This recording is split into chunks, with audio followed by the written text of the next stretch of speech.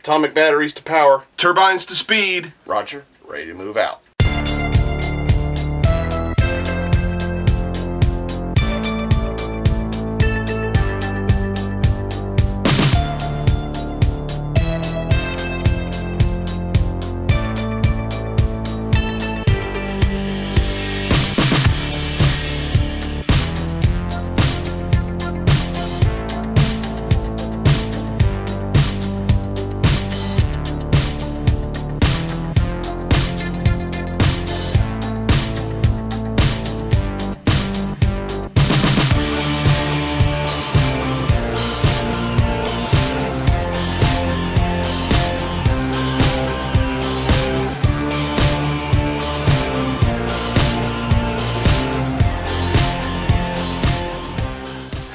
Hey everyone, Blugoblin here. Thank you for joining me for my comic book review for this week of February 2014. I realize that I am really late with this. Had to find the time to do this. I wasn't able to get my actual pull for this week until just this past weekend. And I spent the weekend with Jennifer. Just the weekend to ourselves, and I had to find time to read the books and form an opinion on them. So, I apologize for being tardy here. Before I get started, I want to plug my second channel, Blugoblin X. My Midtown Comics stash videos have officially made their return, thanks to, of course, Midtown Comics and my bro, TheMtVernonKid. Thanks, Chris. I really appreciate that stash you sent me. Go to my Blugoblin X channel and check out the 22nd stash episode, and I think you'll be happy with what I reviewed on that on that video. And I'm still working on videos for Arkham Asylum Studio, so please subscribe to that channel, please. And I still, even though I won't quit yapping about it, I still need to get caught up on Dark Avenger Inc. Plus. You have no idea how sorry I am to everybody at Inc. Plus for being so far behind. But I gotta review books here. And I got quite a stack here. Got some Marvel, some DC, and a couple of independents. We're gonna start with DC, work through the indies, and finish off with Marvel. And with DC, we're gonna start off with Batman 66, issue number 8. I apologize for any glares. It's a sunshiny day. I got the visors open. I like natural light in here. But Batman 66, issue number 8, King Tut barges in and a showdown with Shame. I'm not going to lie. I wasn't expecting that much from this issue. I really wasn't, because King Tut and Shame have never been two of my favorite villains in the Batman Rogues Gallery. Never. They were just two obscure villains that were created solely for the TV show, and I'm going to go ahead and be blunt right now. The second story with Shame, I didn't really care for. The storytelling for the Shame story was alright, but the artwork was really for me, and it's just it just didn't really do anything for me. Excuse me. Still not completely over my cold. But the first story involves King Tut, and wow, I must say, I was honestly surprised by how good the first story actually was. King Tut's newest caper is pretty damn impressive, actually. You know, he comes into Gotham Harbor, he's on this big boat, he's flashing all this wealth, and of course Batman and Robin think that this wealth is something he's acquired illegally. He stole it, so they confront him, and King Tut's like, no, I didn't steal anything.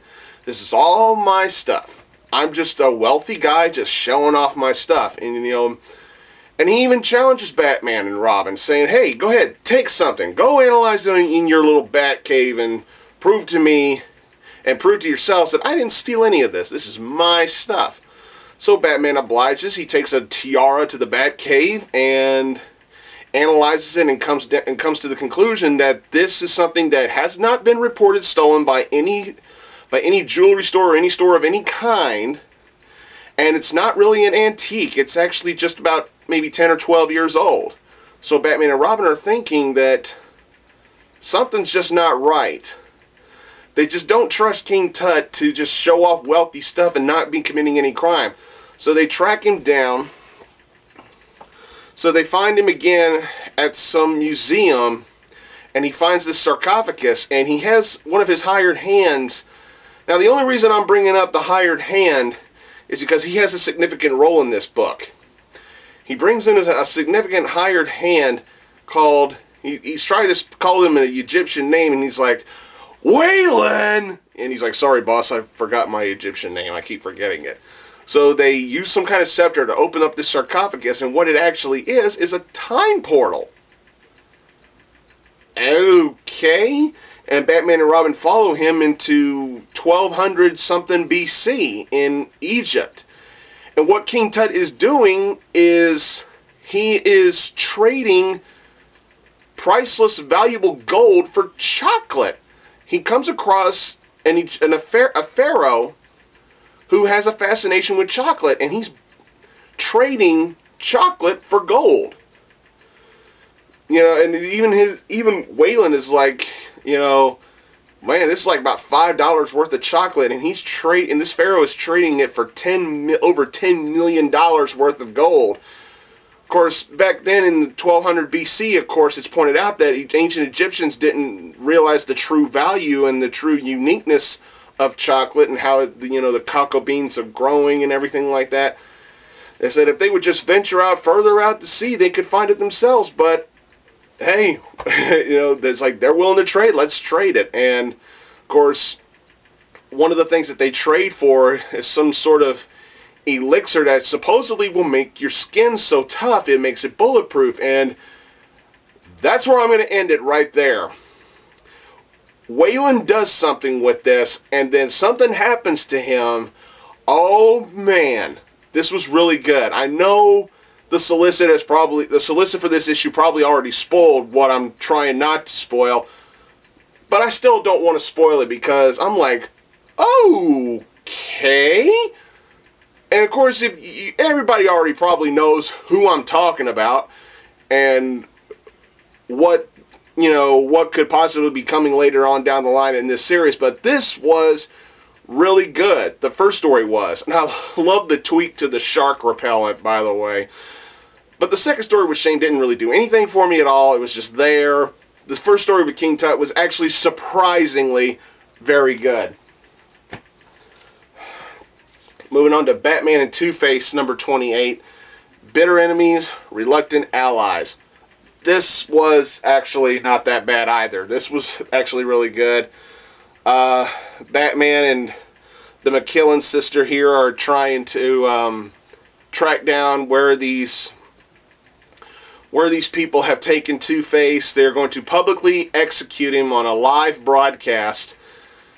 But being the detective that he is, Batman deduces where they are actually keeping Two-Face, and the McKillen sister was actually leading him on a wild goose chase, and luckily for Bruce, he was easily able to figure that out, and he sends her off on her merry way to right into the laps of the police department.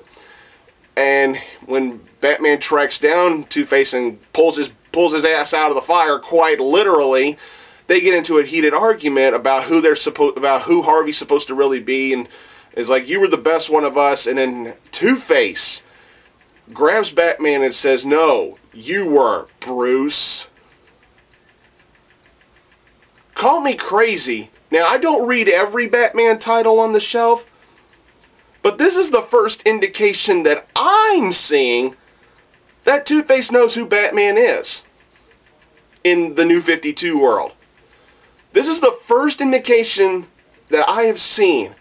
Now I'm sorry for spoiling this, but Two-Face calls Batman Bruce. And they actually, you know, talk about the memories that they once had. You know, talks about, Harvey actually reminisces about how Bruce introduced Harvey to his future wife, you know, and everything like that. There's a really good moment in here with Commissioner Gordon. Some really, really nice stuff. But the way this book ends, the way this issue ends with Two-Face, oh my motherfucking god, really, DC? Are you really going there? Ooh. Ooh. I hope it was a fake out, but judging on what I saw, I don't know if it is. Ooh. Ooh. But then the cliffhanger, not the cliffhanger, but the end of the last page says next story is the hunt for Robin. So I'm really anxious to see what we're gonna get for there. But woohoo, this was nice. This was nice. I'll say that. Moving on to Batwoman number 28. Mark Andreyko and Jeremy Juan picking up right where the last issue left off. Kate. What a very awkward way to meet your girlfriend's daughter. Just, really, There's two halves to this story. One half is Kate trying to fix what happened between her and Maggie, primarily the awkward way she met Maggie's daughter. And the other half is Batwoman trying to track down where Wolf Spider is, because Wolf Spider, both Kate and Bet find out that Wolf Spider is not just simply targeting artwork and trying to steal artwork. He is actually going after artwork from a specific painter. I believe his name should be pronounced Eisenhart. I'm probably mispronouncing the name. I don't know how it's supposed to be pronounced. But that's the name of the artist. They're specifically targeting his artwork. Now, why they're doing it, I don't fully know yet, and I'm not going to go further into detail about that. But the other half of the story involving Kate and Maggie's relationship, you know, they're still together, okay? Be calm. DC hasn't spontaneously broken them up, despite the fact that I'm pretty sure that's what DC wants. You know, homophobes that they are. The majority of, I'm not saying all of them are homophobes, but I'm going to bet there are some people up there who work for DC who are indeed homophobes, because in their misogynistic mind, every female character or every female just should have a dick in their mouth and not be happy with shouldn't be happy with someone of the same sex. You know, I'm harping on too much about it. Bottom line is, who the fuck cares if Kate and Maggie are a lesbian couple? They're happy, they're good characters, the storytelling that surrounds them is really good. Who the fuck cares? It's good storytelling, it's good character, they're good characters. Let them be together. Whether DC wants them married or not, I don't know. But just don't bring them up. Don't break them up. Let them stay together. Let them have problems, but let them be strong enough to resolve them. You know, I'm starting to see a slow build to DC actually slowly wanting to break them up. That's what I'm seeing, and I'm hoping that doesn't happen. But I will say this about Maggie. Her kid is damn smart. You know, Kate introduces herself, like, look, I'm sorry about the way we met. And she's like, you're that hurt lady that scared me. And then she's like, yeah, my name's Kate. I'm your mommy's friend. She's like, yeah, you're her girlfriend. She's like, wow, you are a smart kid. See, even Maggie's kid gets it. At least that's how the story's written. But this was really good. Very well played out. The last page I'm not going to discuss because that would be too much, giving away too much. This is really good stuff. Wolf Spider has seen what his next target is going to be. And that's all I'm going to say. This was actually really good. Very good drama. Some really good action in here, especially from Batwoman. Some good ass-kicking action in here that I really enjoyed. Just some good solid stuff here. Moving on to Green Lantern New Guardians. Number 28, The Power of the God Killers. We're getting into the God Killer storyline here. And what a way to introduce the God Killers in the beginning of this issue. Pretty nasty. But that's not the main thing I want to talk about. We see Kyle, Carol, and the Guardians come across a planet where there's supposedly some, you know, it looks like what could possibly be a civil war among the people of the planet and everything, and they're stepping in because they think it's the right thing to do, and they come across a certain someone, and I saw what her name is. I believe, let me make sure I get this right, because spoiler alert, I'm going to spoil a couple of things in this book that I think should be spoiled because damn.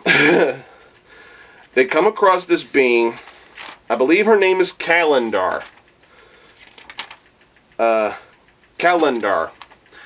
Now, I'm going to put a caption on the screen instead of trying to show you the page. Yeah, but her name is Calendar.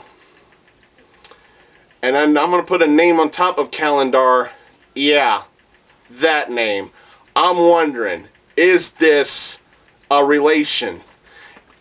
Or is this a member of the same species? Yeah, a Tamaranian. God, I can't pronounce that, the name of the race. But yeah, you see, Calendar, Coriander. Yeah, I just couldn't help but notice the apostrophe R. I'm such a fucking nerd for something like that. But some more infighting goes on. And she's, you know, Calendar is like, they're asking for her help, and she says, I will not fight, but that doesn't mean I'm going to let these people die, nor will I let myself die. So she just deflects the firepower, but she doesn't directly fight anybody. Because because Calendar believes that she will help them. Now, who is she referring to when she says she? Spoiler alert, okay? I'm about to show you who she is. So if you don't want to know who she is, look away or fast forward about 10 seconds. She is Saul. That's how I pronounce the name. Saul. X-H-A-L. Does that name look familiar? Does that character look familiar? Maybe you should have fast forwarded about 20 seconds. I don't know. But, yeah. That got my attention. This was really good. I actually thought this was good. This, you know, this with the besides the two things that I just majorly spoiled, this was actually a pretty solid issue. I actually enjoyed that. It was pretty good. Moving on to Harley Quinn number 3. Amanda Conner, Jimmy Palmiotti, Chad Hardin. This was fantastic. This was fun. Just pure fun. This is the Valentine's Day issue, where Harley is just so grumpy. She doesn't have a sweetie to celebrate Valentine's Day with. She misses her pudding. And I just love how she's taking all these assassins. She's still being targeted by assassins, but now she's getting nonchalant about it. She like misses a bullet, grabs a gun, blows the guy's head off, and she's like, yeah, just another day. This is just really good stuff. She, you know, goes back into her apartment, takes a soaking hot bath, and she's... I gotta point this out because I'm such a fucking nerd. She's in a bathtub watching TV that's mounted on a wooden board on the tub itself. And when you cut to the next page, you'll notice that there's a Super Nintendo on top of the television. Harley's a gamer. And she's an old school gamer. She's into Super Nintendo. That's fucking awesome. But she comes across some berries and some plants that Poison Ivy had, you know, left behind for her as a gift. And she decides to, you know, eat a couple of the berries, you know, say love on it and everything. But then she realizes once she heads back out into the town that she finds out that she's become extremely irresistible to both men and women. And something unfortunately happens. A prison bus crashes and most of the convicts get out, and they all focus on Harley to the point where it's damn creepy. They're looking at her with more than just perverted eyes. These convicts look at her as if not only do they want to fuck her, they probably want to eat her. Literally. Because they're all chasing her going, yum, yum, yum. And it's just, the way she deals with them all is just funny as hell. But these guys are just fucking creepy. But I couldn't help but still have fun with this storytelling in here. The berries do eventually wear off, and I liked how the book ended. It was kind of aw, kind of thing. This was fun. You know, it's like, yeah, it's not the Harley Quinn that we watched in the animated series. It's not the same Harley Quinn that we loved in the prior DC universe. But this Harley Quinn, I always love Harley. And there's still some of the old Harley in there. She just looks different. And it just take it for what it is. It's simple, pure fun. Just read it and enjoy it. Get a chuckle. Just have fun. That's what that was. We're ending DC off with Red Hood and the Outlaws, number 28. Y'all know me.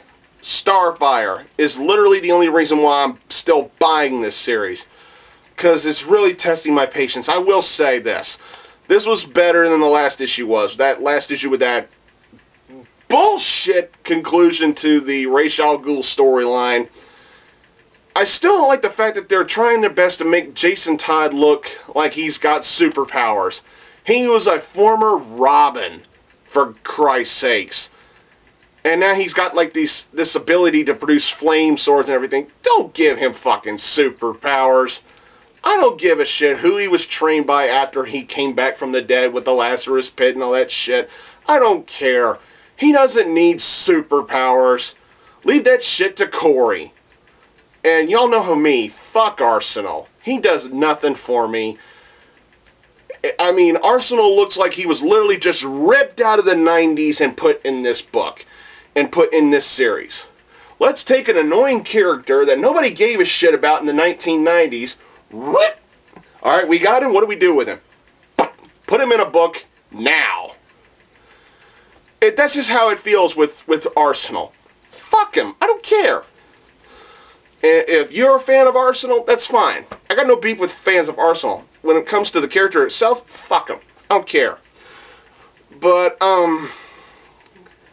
Corey had a couple of good moments in here, even though she's not the Starfire that I grew up idolizing. Starfire was always a bit naive, but extremely friendly, extremely kind-hearted person.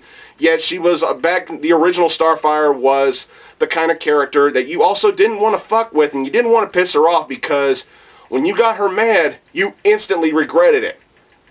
But the Starfire in the New 52 world comes off a bit with a kind of attitude, and sometimes she comes off a little bit grumpy every once in a while. She's still got that naivete to her. She's still a little bit naive sometimes. But I miss the kind-hearted Corey. Instead, I'm getting the kind of grumpy Corey. But she still does have good moments from time to time, and I still think she looks incredible, even though she's over-sexualized by DC Comics. This issue here was, at best, just okay. Just okay. They deal with a character called Midas or the Golden Hand or whatever, and Jason breaks up with a girlfriend. That's pretty much it. Just okay. Moving on to Valiant. Quantum and Woody, number 8. The world's worst superhero team. This is the conclusion to the white supremacist Magnum story. I guess if you want to call it that. But, Quantum and Woody have gathered up their forces to defend this fort that they're at that's being targeted by Magnum. And everybody learns the truth. Magnum is the one who's actually becoming the terrorist in here, in this story. Some great one-liners. Quantum is he tries his best to be the Boy Scout superhero that a lot of people like, and I get that. Woody is the douchebag. He doesn't fucking care about anybody but himself, and he treats everything like a joke. He's narcissistic, he's lazy, and he's an asshole. But god damn it, I love it. This is good stuff. I'm not going to go into big detail as to what the storytelling in here, but there's a lot of good moments in here, a lot of funny moments, a lot of good drama in here. There's some really good drama, some good flashback storytelling in here. There's a moment in here that's really kind of creepy. You know, Woody is trying to save a bunch of people, trying to get them to evacuate the place.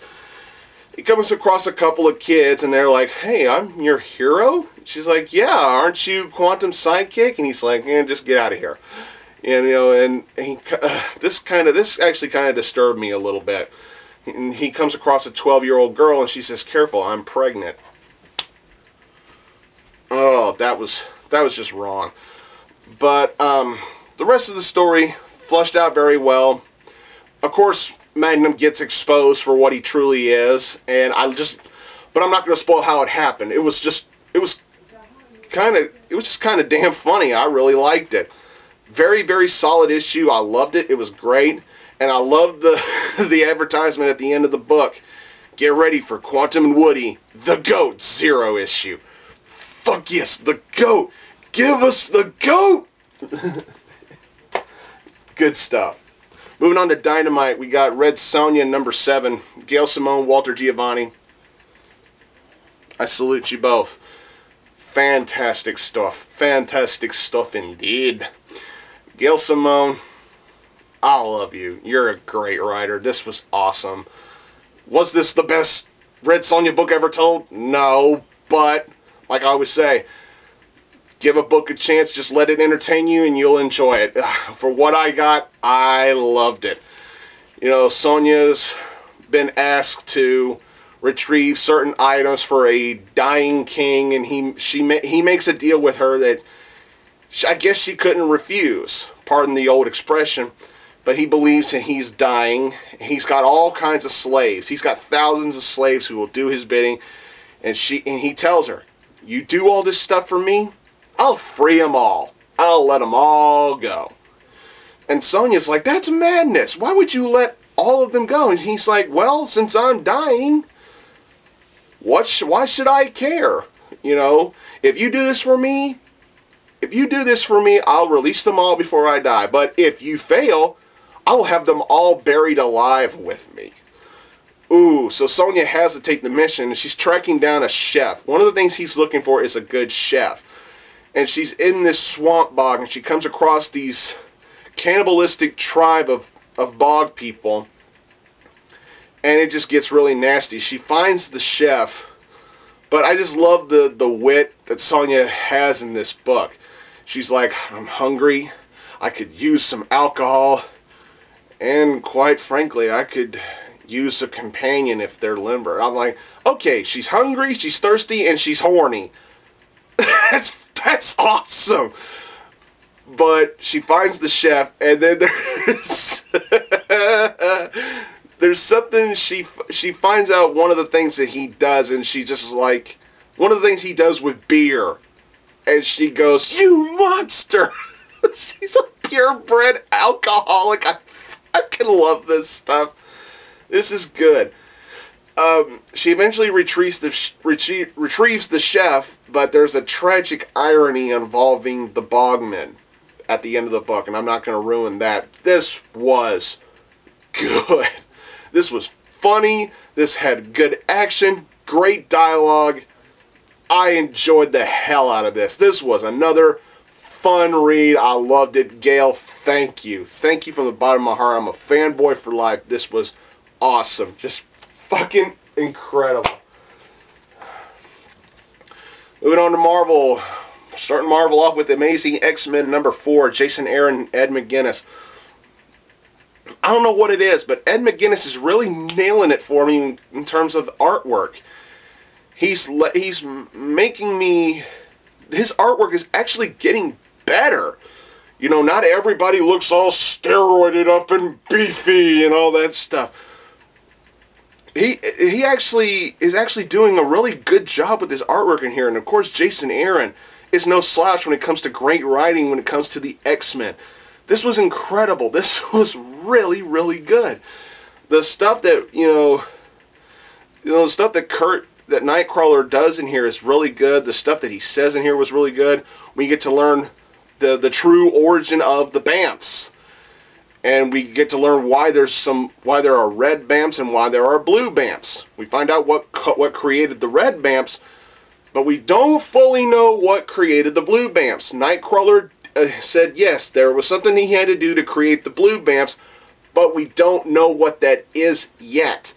And I loved how he was able to calm Beast down, because Beast is like feral. He's just completely animalistic. He's like bloodthirsty. And I loved how Nightcrawler was able to snap him out of it. It was great. And it was also good to see Firestar and Iceman work together in here. As a kid of the 80s, I grew up watching One of the cartoons I grew up watching was Spider-Man and His Amazing Friends. It was Spider-Man, Iceman, and Firestar. Now, Kurt officially welcomes Firestar into the X-Men in this issue, and I'm sure a lot of people are reading this going, wasn't Firestar already an X-Man or a former X-Man? You're thinking of the cartoon. In the cartoon, she was an X-Man. But in the comic book, she was one of the new warriors. She was trained by Emma Frost, but that was when Emma Frost was the White Queen. And she's had a few run-ins with the X-Men, and she's done a few things with them, but she was never actually officially a member of the X-Men. She was one of the new warriors. Now, when it comes to the cartoon, yeah, she was an X-Men there, but we're talking about the comic books. She is now officially an X-Man. But you got to remember, she was one of the new warriors first. But this was really good. What Firestar does in here was very nicely done. The dialogue from Iceman just killed me. I loved it. It was funny. It was great. I got to admit, I geeked out or marked out a little bit when I saw Wolverine and Nightcrawler officially reunite in this issue. This was really solid. Good attention to detail. Great, excellent character development for everybody in here. I just enjoyed this. Cannot wait for the next issue. This is really good, and I'm really excited for the upcoming X-Men Legacy with Mr. Chris Claremont. This was awesome. Do yourselves a favor and jump on board with Amazing X-Men. We're only 4 issues in. It's not too late. If you haven't jumped on board with Amazing X-Men yet, you need to. I highly recommend it. Moving on to Daredevil, number 36. Celebrating 50 years without fear. 50 years of Daredevil. Congratulations, Matt. You are indeed a Marvel legend. Boy, this is the last issue of the series. I'm really going to miss Daredevil until it gets renumbered back to number 1 in a month. There's a reason why this is the last issue of this particular volume, because this is the end of Daredevil's run in New York, and for good reason. The incredible cliffhanger at the end of the last issue had Matt on the stand in a courtroom, and he says, "I am Daredevil." And this is the continuation of said cliffhanger from said issue 35. In this book, Matt further goes into great detail, and he makes a full-blown confession. Yes, I am Daredevil. Always have been, always will be. And he goes on to talk about his origin, and he also makes a really good speech as to why he's always hid his identity from the world. You know, because, you know, Iron Man's identity is public, Captain America's identity is public, but a lot of us wear masks for different reasons. Not all of us have that, not all the superheroes have that kind of lifestyle where they can be open with who they are and still be well secured and well protected. Not everybody has that security. So that's why Matt always tried his best to hide his identity. But he's also thinking in his mind that he has to do this, as crazy an idea as it is, this right here, because he had this hung over his head by the Sons of the Serpent. He was being blackmailed into protecting their sorry asses. Said, hey, either back us up as our attorney, or we'll expose you. So he went ahead and exposed himself. Bad pun, I know. He went ahead and exposed his identity. Yeah, I'm Daredevil. It instantly relinquishes any power the Sons of the Serpent had over him. Yes, this could have serious repercussions, primarily on his law practice. You know, the health insurance for Foggy. You know, not everything is going to be positive with this outcome. Of course, he does get disbarred from practicing law in New York. This was just a solid issue. Mark Waid just working more of that magic, as my bro would say. Mark Magic Waid. This was an awesome issue. Awesome read. Matt's career and his life in New York is basically over. So what he has decided to do is move to the West Coast. He's moving to San Francisco, and that's where the next volume of Daredevil will start. I'm glad Mark Waid is staying on this title. I still don't get why Marvel needs to keep renumbering books. Oh God, we need to renumber everything back to #1. Oh my God, renumber this to #1. Renumber that to #1. Oh my God, we love #1 so much. Blah. Who the fuck knows? Who the fuck cares? I'm ready for the next volume of Daredevil with Mark Waid on it. Can't wait to see what Matt's going to be facing over in San Francisco as Daredevil. This was really good. And Sons of the Serpent, y'all suck. This was really good. Moving along to, yep, I got it. New Warriors, #1. I decided to go ahead and give this book a try, and I also have to give another apology to Chris, the Mount Vernon Kid. He was going to send this to me as part of a Midtown comic stash, and Chris, I'm so sorry. I should have told you that I was going to get this book. I didn't know I was going to get this book when I first got my pull for this week. I saw this on the shelf, and I'm like, you know what? I'll give it a try. And I'm glad I did. This was a solid introduction to the majority of the new team of the New Warriors. Of course, you got Kane, the Scarlet Spider, and his partner, Mockingbird. You got Nova, Speedball, Sun Girl, who Chris pointed out in his review comeback that Sun Girl is not a new character. It's a modern twist on a Golden Age hero from the past. Even I remember that. Chris, you call yourself a geek? I'm a real fucking geek too, so you're not alone in that. I remember Sun Girl. And of course you got excuse me. Of course you got Justice. I'm sorry, I'm still not fully recovered. I'm still coughing a little bit. Solid lineup. I didn't really see that much of him in here though. But yeah, I'm not a fan of Kid Nova. I had no desire to get the Nova series. It was written by Jeff fucking Loeb, so for that. It's nice to see Speedball again, considering what he used to be in the Thunderbolts. It's good to see him as Speedball again. Like I said, I'm not sold on Kid Nova. Really sold on what Kane, Scarlet Spider, can bring to the table. This was a solid introduction, and I loved the attention to detail when it came to the storytelling. You know, the team is reforming, and Justice is like, you know, the New Warriors. Ever since Civil War, the New Warriors have gotten such a bad rap, considering what happened in Connecticut. And like Chris, I'm going to give you one of these, Marvel, for ruining the New Warriors' reputation with that whole Civil War fallout shit. Because Justice even says, you know, in a world that's primarily ruled by the Avengers, where everywhere there's Avengers, what good can the New Warriors do now? You know, it's dialogue like that, and the more storytelling we got in here, that's really got me intrigued in this. I'm going to give this series a try. Who knows? It might work. It might do some good. You know, because it's hard for me to get attached to an Avengers title because it'll run toward a certain number and it'll shit can that series and just renumber it back to #1, even before all this Marvel Now shit. Marvel cannot take an Avengers title and stick with it and keep it going. It'll reach a certain number before number 50 and it'll get renumbered back to #1 again. I just don't have any patience when it comes to collecting Avengers titles. I don't. But this I'm really interested in.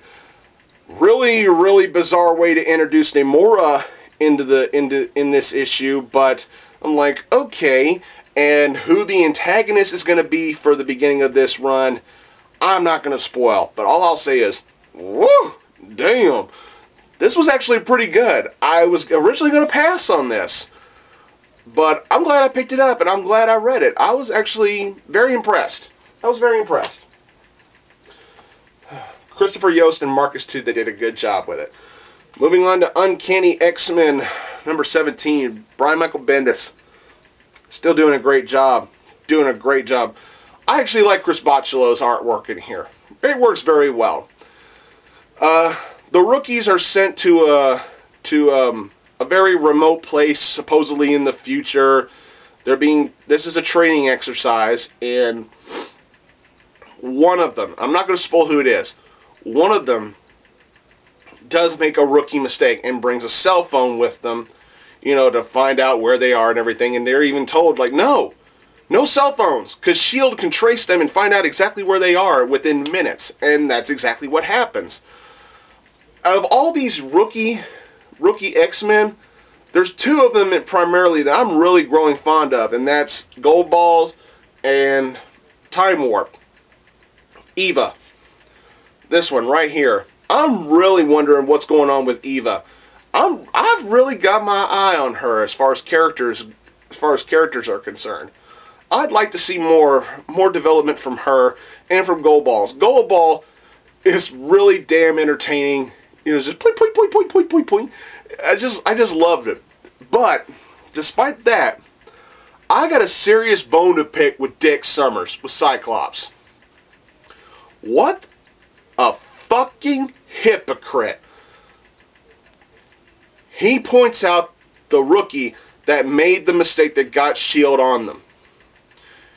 And he reprimands him, of course, but then he throws him out of the group. He kicks him out of the X-Men after making one mistake. Cyclops, fuck you. You fucking hypocrite. How many rookie mistakes did you make when you were a rookie on the X-Men? How many mistakes did you make when you were a well-established leader of the X-Men? How many fucking mistakes have you made? What was the last mistake you made? Oh, that was you murdered Charles Xavier. How many mistakes, Dick, have you made? Were you ever thrown out of the X-Men? Were you ever fired for any of the mistakes you made? This rookie makes one mistake, and instead of reprimanding him and telling him that you need to be more careful next time, you need to buckle down and listen to what I say and do better next time, instead of giving him that speech, you just flat out fire him and throw him out of the X-Men. You goddamn hypocrite. You've made all kinds of mistakes and nobody ever gave you that kind of treatment. Fuck you. Other than that, this issue was really good. We're ending with X-Men number 11. Brian Wood does a good job with the writing. And yes, you are not seeing things. That is the Black Queen and Madeline Pryor. Celine God.